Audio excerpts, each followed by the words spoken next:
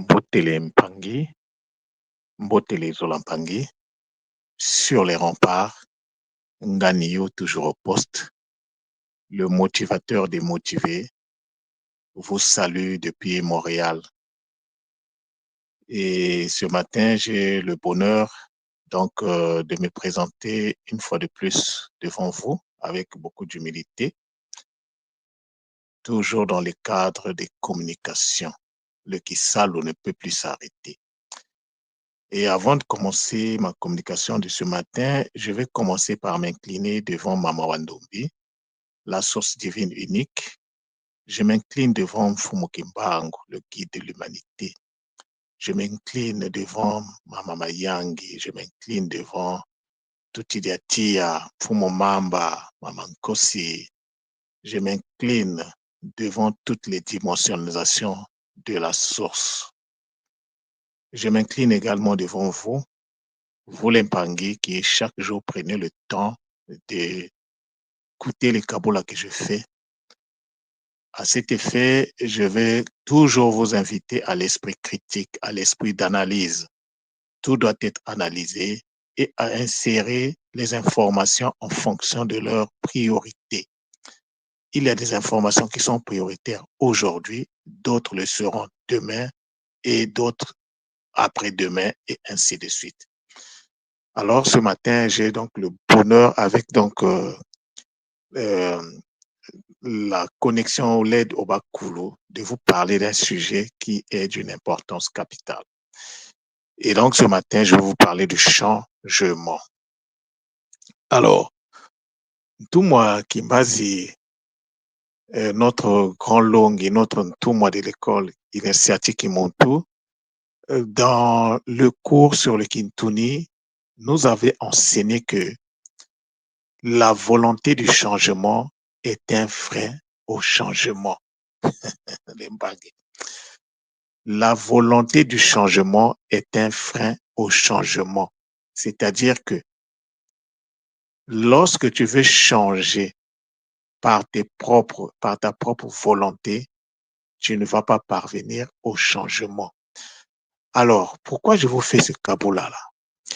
Il y a quelques jours, je crois 3 ou 4 jours, je vous avais parlé d'une situation, d'un sujet, d'un problème que j'ai pu, à travers mes observations, isoler au niveau de l'école initiatique.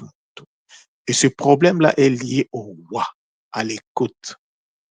Et j'avais le jour-là donc fait la communication sur le yoka. Le yoka qui en lingala veut également dire écouter. Yoka li solo, j'avais donné cet exemple. Donc le wa, l'écoute, le verbe écouter en Kikongo, c'est l'une des difficultés que nous avons au niveau de l'école qui monte. Pas seulement au niveau de l'école qui monte, au niveau de toute la planète. Tu peux écouter quelque chose. Est-ce que ce que tu écoutes là te pousse à l'action? Si ce que tu écoutes ne te pousse pas à l'action, ça veut dire qu'il y a un problème au niveau du wa. Parce que le wa, lorsqu'il est équilibré, nous convoque directement au ça, c'est-à-dire à l'action. C'est-à-dire que l'écoute n'a pas de sens si elle n'est pas suivie d'une action.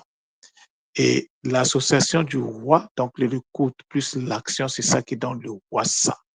Le mot le montre que nous utilisons pour donc insuffler l'équilibre au niveau donc des énergies dans nos corps, afin donc d'accéder à la guérison. La guérison, la guerre. Il n'y a pas de guérison sans guerre. Alors, l'impangue. Alors, la volonté de changement est un frein au changement. Qu'est-ce que tout le monde voulait dire par là? Et comme j'ai épousé la cause, qu'est-ce que je veux dire par là? Tout, en fait, avait été prévu par la source divine unique. Tout a été prévu. Vous savez, les Mpangé, nous sommes sur Terre. Et la Terre, c'est une planète qui vient donc après le Soleil. Nous avons Mercure. et nous avons Vénus. Et la Terre vient après donc Vénus. Et autour de la Terre tourne la Lune, Ngonda.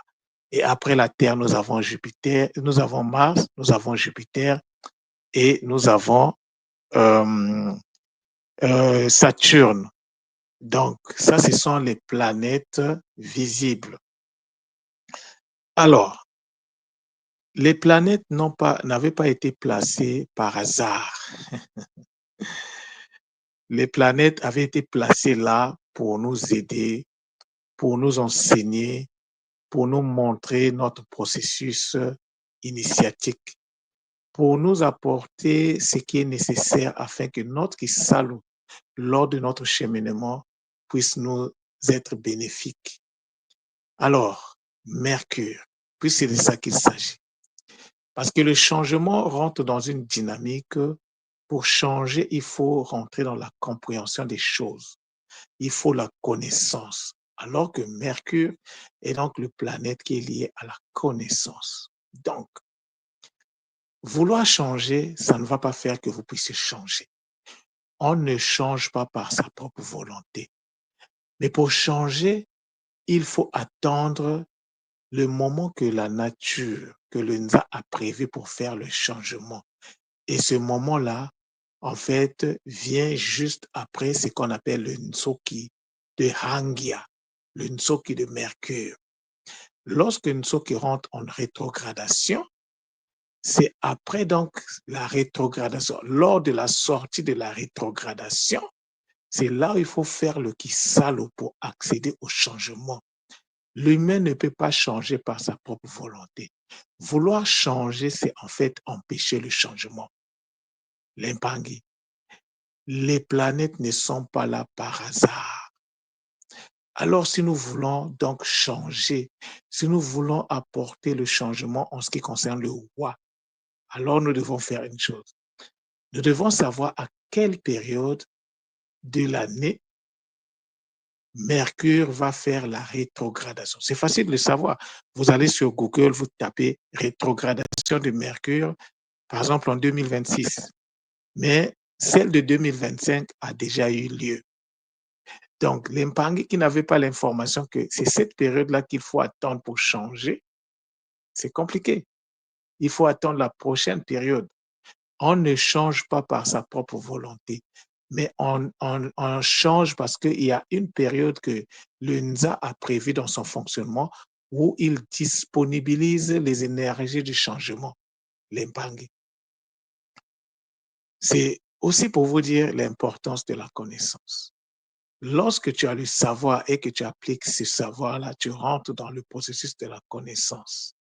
Et la connaissance va te montrer, va te dire ce que tu dois faire, à quel moment tu dois le faire, quand tu dois le faire exactement et comment tu dois le faire.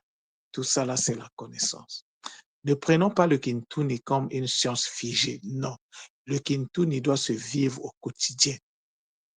Le Kintuni doit se pratiquer au quotidien. Le Kintuni, c'est la science des sciences qui nous apporte, qui nous emmène, qui nous ouvre la voie à la connaissance de soi. La connaissance de soi va permettre de faire ce qu'on appelle l'affirmation de soi. Et lorsqu'on n'a pas la connaissance de soi, ça veut dire qu'il faut avoir le savoir de soi. Il faut le savoir à la base. Ce savoir doit être appliqué pour nous donner la connaissance de soi.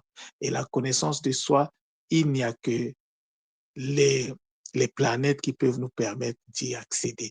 Et notamment Mercure, en ce qui concerne donc tout ce qui est lié à la connaissance, et Vénus, tout ce qui est lié à l'amour, au Zola. Même le Zola, il faut attendre à quel moment Mercure va rentrer en rétrogradation, ce qu'on appelle le Nsoki en Kikongo, l'Impangi. Le changement ne s'improvise pas. Même le changement en question, avant que le Nsoki arrive, il y a des choses qui vont se passer dans votre vie. Vous allez voir que il y a faites juste attention quel genre d'événement vous allez commencer à vivre. Et là, vous allez comprendre sur quoi vous devez faire le changement. l'Impangue. Donc, le Nsoki a pour rôle d'aller chercher les énergies pour les faire remonter à la surface afin que nous puissions utiliser ces énergies-là. Donc, tant que le Nsoki n'est pas fait, tant que la rétrogradation n'est pas faite, l'énergie de changement n'est pas disponible. Et seul Mercure a cette capacité-là de nous apporter donc l'énergie du changement. Et donc, l'Impangue, voilà le Kaboula que j'avais à vous faire ce matin. Ça a été très long et très court. Alors, l'Impangue, je répète, la volonté du changement est un frein au changement. Ce n'est pas par sa propre volonté qu'on change, mais on change lorsque l'énergie du changement est disponible. Alors, donc, il faut traquer cette période-là pour pouvoir changer les choses dans nos vies. Alors, le roi l'Impangue, sans le roi, il n'y a pas de roi ça. Sans le ça, le roi est stérile.